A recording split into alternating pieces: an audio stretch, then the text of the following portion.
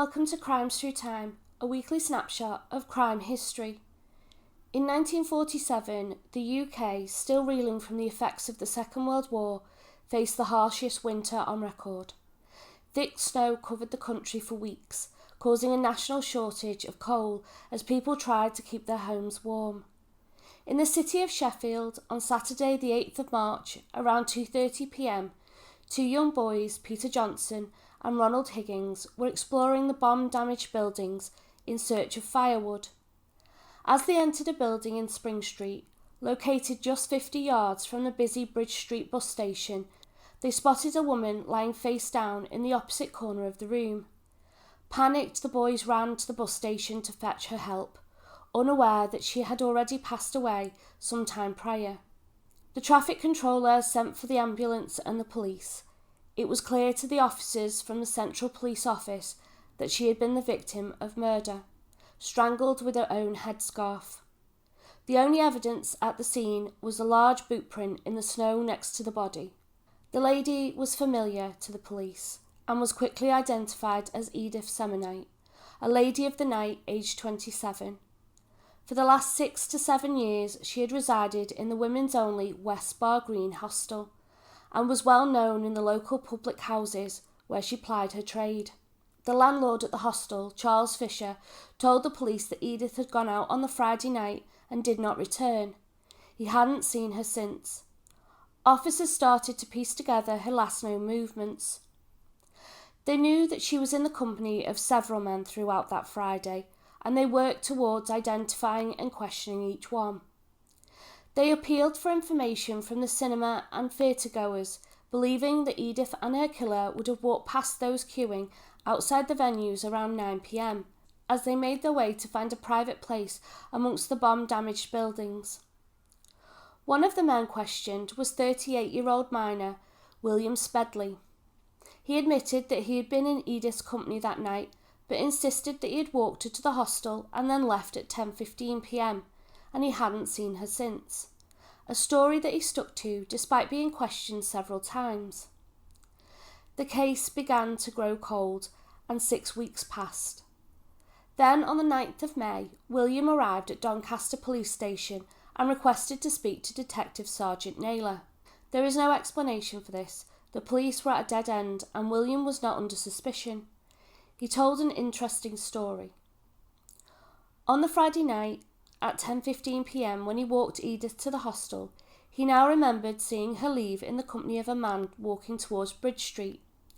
He didn't know his name, but he knew him by sight, as they lived in the same hostel.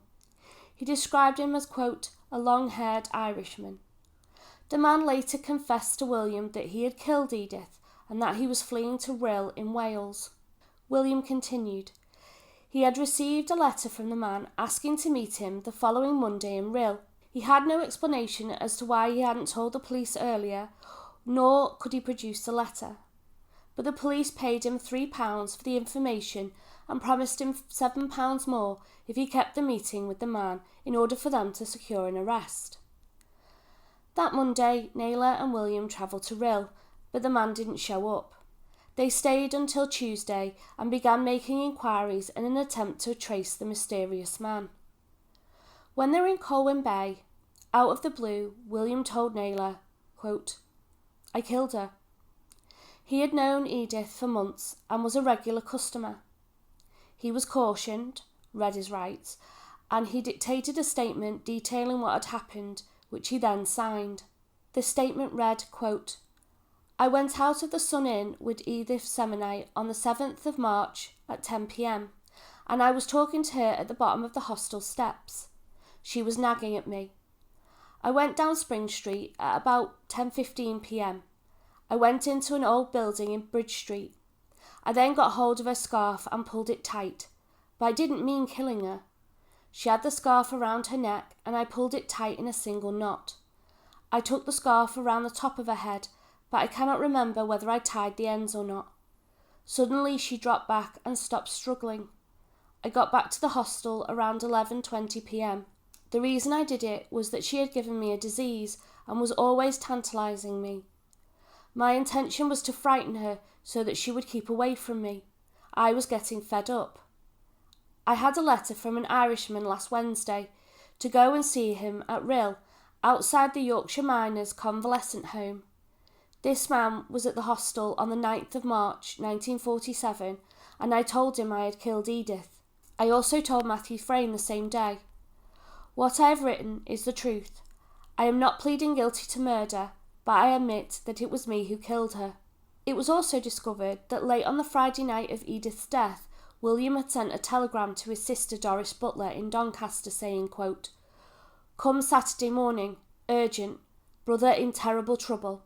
William's trial took place on the 22nd of July 1947 at Leeds Assizes before Mr. Justice Pritchard. He took the stand in his own defence and admitted that he had told lies to the police, but insisted that he had not intended to kill Edith in hopes that he would be convicted of the lower charge of manslaughter. It didn't work, and he was found guilty of murder and a death sentence was passed against him. His execution took place on the 14th of August 1947. It was carried out at Armley Jail by Steve Wade and Harry Kirk. It drew little interest. In fact, when the statutory notices were posted at the prison gates confirming William's passing, not one person was present. Thank you for watching. Please like and subscribe and let me know what you think of this case in the comments below, and I look forward to welcoming you in the next one.